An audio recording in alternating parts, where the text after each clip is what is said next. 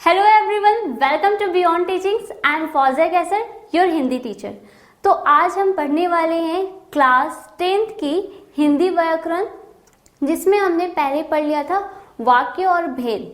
तो आज हमारा विषय होने वाला है वाक्य और भेद। तो हम पहले पढ़ चुके हैं कि वाक्य क्या है, वाक्य को कैसे हम, वाक्य के क्या क्या गुण होते हैं, वाक्य को हम किस तरह से लिख सकते हैं। तो अगर आपने मेरी पहले वाली वीडियो नहीं देखी है तो आप इसे नहीं समझ पाएंगे, क्योंकि ये वाक्य के भेद है। किसी के भी भेद को समझने से पहले हमें पहले ये जानना होगा कि वाक्य है क्या। तो जिसकी वीडियो मैं पहले बना चुकी हूँ, आप वहां से जाकर वो वीडियो देख सकते हैं। तो चलिए अब हम ये विषय स्टार्ट करते हैं।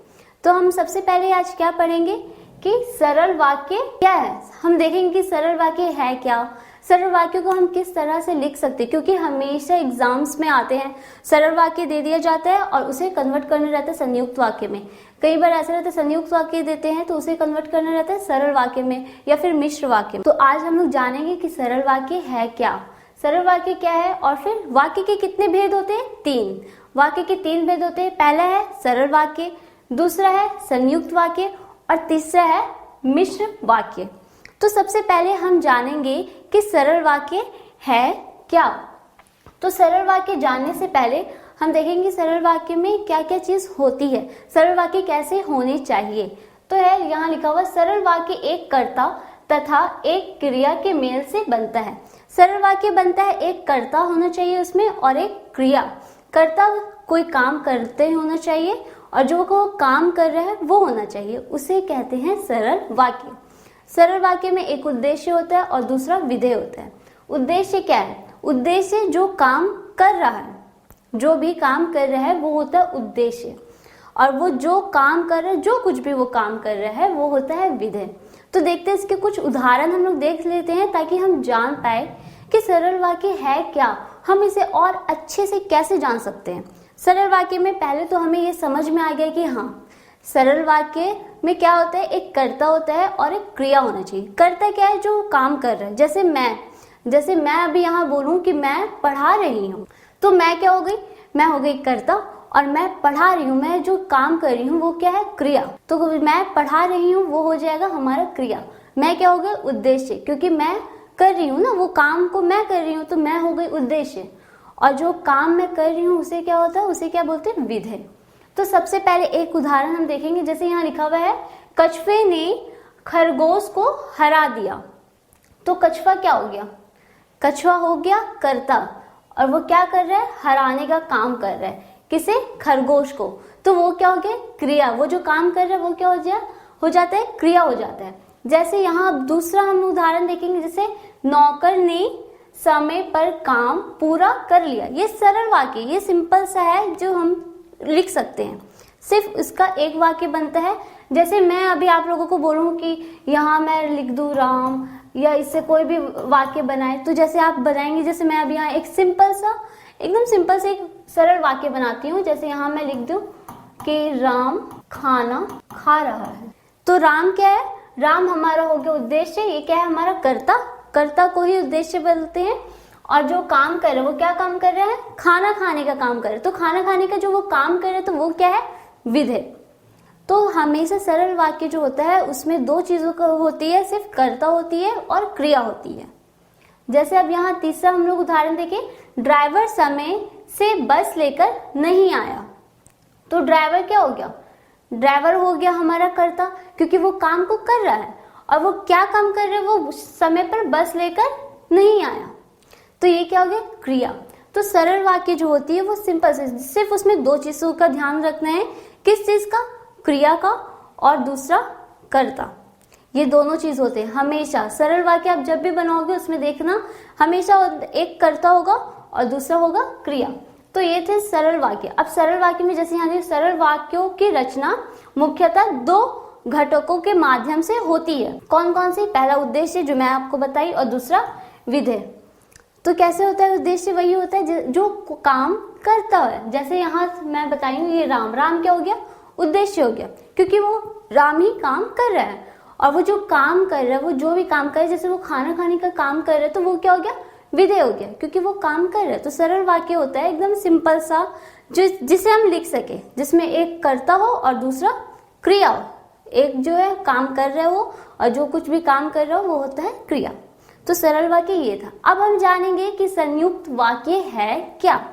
तो सबसे पहले हम देख लेते हैं कि संयुक्त वाक्य क्या है। जब दो या दो से अधिक स्वतंत्र उपवाक्य किसी योजक जो होता है ना, किसी चीज को जब जो जोड़ता हो, क्या है संयुक्त वाक्य में दिया, जब दो या दो से अधिक उपवाक्य मतलब स्वतंत्र होते हैं।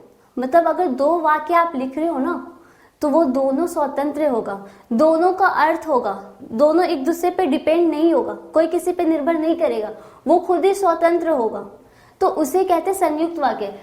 जैसे किसी योजक द्वारा जुड़े होते हैं तो वे संयुक्त वाक्य कहलाते हैं। योजक क्या होता है, इन दोनों वाक्यों को जो जोड़ता है। जैसे संयुक्त वाक्य की विशेषताएं, संयुक्त वाक्य की क्या क्या विशेषताएं हैं वो हम सबसे पहले देख लेते। संयुक्त वाक्य के उपवाक्य आपस में योजकों जैसे कौन कौन से कैसे जुड़ते हैं संयुक्त वाक्य, वो चीज अब हम देखेंगे। संयुक्त वाक्य होते हैं दो या दो से अधिक वाक्य जब आपस में जुड़ते हैं और वो दोनों स्वतंत्र होते हैं, उन दोनों का अपने में वो एक दूसरे पे डिपेंड नहीं होते हैं। वो ऐसा नहीं है कि हाँ वो ये काम कर रहा है तो इसलिए उस पर डिपेंड है, ऐसा नहीं होता। वो खुद ही दोनों स्वतंत्र होते हैं और इन दोनों को जो जोड़ता है, जोड़ने का काम करता है, उसे क्या बोलते हैं, योजक। वो जो इन दोनों को जोड़े, जो दोनों वाक्य है उन दोनों को जब जोड़ते हैं उसे कहते हैं योजक। तो अब हम देखेंगे संयुक्त वाक्य हम कैसे पहचान सकते हैं, क्या रहेगा जिसे देखकर हम पहचान सकते हैं कि हाँ ये संयुक्त वाक्य है। तो क्या कौन कौन सी वर्ड होगी, सबसे पहली है या, वा, अथवा, इसलिए, और, किंतु, परंतु, लेकिन, तथा, एवं आदि। मतलब इतने सारे ये सारे जो वर्ड्स है ना, ये कहीं भी आए तो हमें समझ जाना है।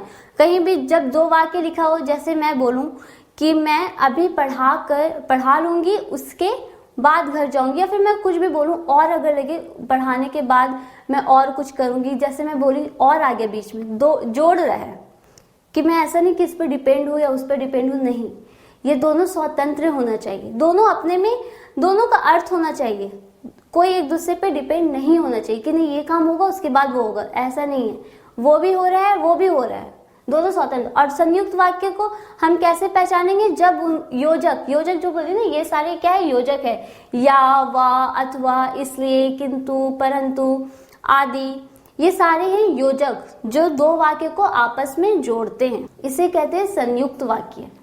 अब इनमें प्रयुक्त उपवाक्य स्वतंत्र अर्थ का बोध कराते हैं। जैसे मैंने आपको बताया कि दोनों वाक्य क्या होते हैं, स्वतंत्र होते हैं। अभी हम लोग उदाहरण जब देखेंगे ना, तब इससे हम और अच्छे से समझ सकेंगे कि संयुक्त वाक्य है क्या। तो इसलिए हमें पहले देखना होगा। तो यहाँ पहले हम जान लेते कि संयुक्त वाक्य को हम कैसे पहचान सकते हैं। पहला तो ये है कि संयुक्त वाक्य में क्या होते हैं, दो या दो से अधिक उपवाक्य जो होते हैं वो स्वतंत्र होते हैं और उनको जो जोड़ता है उसे क्या कहते हैं, योजक। संयुक्त वाक्य और दोनों वाक्य क्या होते हैं, स्वतंत्र होते हैं, कोई किसी पे डिपेंड नहीं करता है, दोनों का अर्थ अपनी अपनी जगह पे होता है। और उन्हें जो जोड़ता है, उन्हें कौन कौन से जोड़ते हैं, या, वा, इसलिए, अथवा, किंतु, परंतु, ये सारे वर्ड जो जोड़ते हैं उन्हें कहते हैं योजक। इनमें प्रयुक्त उपवाक्य समान स्तर के होते हैं, मतलब दोनों समान होता है, दोनों का ऐसा नहीं कि नहीं हाँ ये काम कर रही है फिर उसके बाद ये हो रहा, नहीं, दोनों हो रहा है और दोनों समान है आपस में, दोनों एक जैसा है, कोई ऊपर कोई नीचे नहीं है, या फिर ये इस पर डिपेंड नहीं कर रहे या फिर वो इस पर डिपेंड, दोनों एक समान है, एक बराबर है, दोनों स्वतंत्र है। अब देखते हैं हम लोग चौथा, इन्हें सम्मानिधिकृत उपवाक्य अथवा समानाधिकरण उपवाक्य भी कहते हैं। तो इन्हें क्या क्या कहते हैं, समानाधिकृत अथवा समानाधिकरण, ये दोनों भी इसे कहते हैं। अब हम देखेंगे इसके संयुक्त वाक्य के कुछ उदाहरण हम लोग देख लेते हैं ताकि इससे हम लोग और अच्छे से इसे हम लोग समझ पाए। हम कैसे समझ पाएंगे, इसमें पहले हम उदाहरण देखेंगे। जैसे मैंने आपको बताया था कि इसमें क्या होते हैं, था होते हैं, अथवा होती है, किंतु होती है, परंतु होती है। तो ये सारे वर्ड्स जब आपस में जोड़ते हैं दो वाक्य को, उसे ही कहते हैं संयुक्त वाक्य। तो अब हम देखेंगे संयुक्त वाक्य के उदाहरण। संयुक्त वाक्य के यहाँ कुछ उदाहरण दिए हुए हैं कि इसे हमें कैसे समझना है। यहाँ जैसे लिखा हुआ है, आप नाटक देखने जाएंगे या सिनेमा। तो यहाँ क्या हो रहा है, नाटक या सिनेमा दोनों जो है, दोनों वहाँ वाक्य, उन दोनों की प्रधानता बताई जा रही है। आप वो भी नाटक देखेंगे या सिनेमा, दोनों प्रधान है, इसमें कोई भी कम नहीं है, ठीक है, इसमें दोनों को प्रधान रखा गया। अब दूसरे क्या है, मरीज फल खा लेगा अथवा खिचड़ी से काम चलेगा। तो यहाँ बता रहे वो फल भी खा लेगा और खिचड़ी से भी उसका काम चल जाएगा। मदन को बस नहीं मिली इसलिए वह समय पर घर ना आ सका। यहाँ क्या होता है, संयुक्त वाक्य मिला हुआ है ना, तो बोल रहा मदन जो है उसे बस नहीं मिली इसलिए वह समय पे घर नहीं आ सका। दोनों वाक्य में क्या है, दोनों वाक्य की प्रधानता है, हमें दोनों वाक्य की प्रधानता समझ में आ रही है। अब क्या, उसके बाद हम दोनों मंदिर गए और साथ साथ पूजा की। यहाँ पे जोड़ रहा है, दो वाक्य जोड़ रहा है। पहले क्या बोल रहे हैं, पहले वो मंदिर गए और बाद में साथ साथ वो दोनों पूजा भी करे। तो यहाँ क्या हो रहा है, दोनों वाक्य हमारे क्या है, समान है, दोनों की समान अधिकार है, दोनों स्वतंत्र है, ठीक है, कोई किसी पे डिपेंड नहीं कर रहा है, दोनों अपने खुद के स्वतंत्र है, दोनों की प्रधानता है। अब उसके बाद क्या है, बादल घिरे किंतु बरसात ना हुई। तो यहाँ क्या है, किंतु जो है क्या कर रहा है, दो वाक्य को जोड़ रहा है। क्या जोड़ रहा है, किंतु जोड़ रहा है, तो ये भी क्या हो गया, संयुक्त वाक्य। उसके बाद क्या है, वह दिन भर काम करता रहा परंतु पूरा ना हो सका। तो यहाँ क्या है, हमारा संयुक्त वाक्य क्या जोड़ रहा है, यहाँ परंतु जोड़ रहा है। तो परंतु क्या हो गया, हमारा संयुक्त वाक्य का योजक हो गया। उसके बाद है, बाजार से कलम लाना तथा पेंसिल अवश्य लाना। तो यहाँ क्या है, तथा मिल गया हमें। तथा क्या कर रहा है, पेंसिल भी लाना बोल रहा और पेन भी लाना, उसे दोनों चीज चाहिए, दोनों की उसके पास इंपॉर्टेंस है, उसे हर चीज चाहिए, ठीक है। अब उसके लास्ट क्या हमारा, उसने मेट्रो की सवारी की एवं एसी का आनंद लिया।